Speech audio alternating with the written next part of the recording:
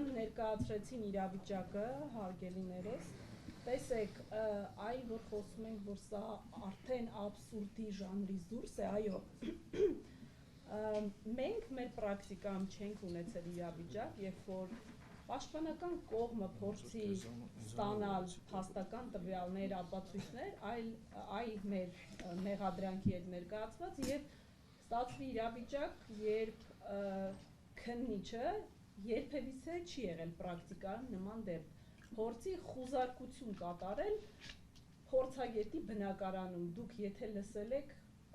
հնարավոր է մեզ հայտնեք նման տվյալ, չկա, մեր պրակտիկայում մենք չենք լսել, զարմանալին գիտեք որն է, երբ մեզ թվում է, թե այս 6 ամսվա ընթացքում տեղի են ունեցել այն բոլոր ապօրինությունները, որոնք որ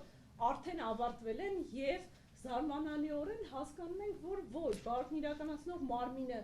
այնպիսի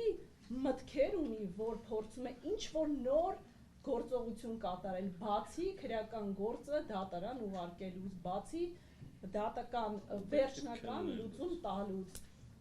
այն մեզ զարմացնում է իրականում, թե 53 քննիչ ինչով է զբաղված, եթե ոչ ամեն օր նոր ինչ-որ ապօրինություն կատարելու մտքից, չգիտեմ, ինչ-որ նոր միտք է ծնվում։ Տեսեք, հարգելիներս, ինչ է նշանակում կատարել ապօրինություններ։ Սամվել Կարապետյանը, այո, 6 ամիս է գտնվում է ապօրինի անազատության մեջ, 6 ամիս է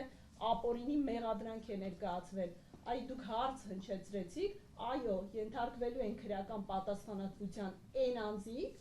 եթե Սամվել Կարապետյանը 6 ամիս է գտնվում ապօրինի անազատության մեջ, ապօրինի մեղադրանք է ներկայացված, ապա վստահ եմ, որ հետագայում,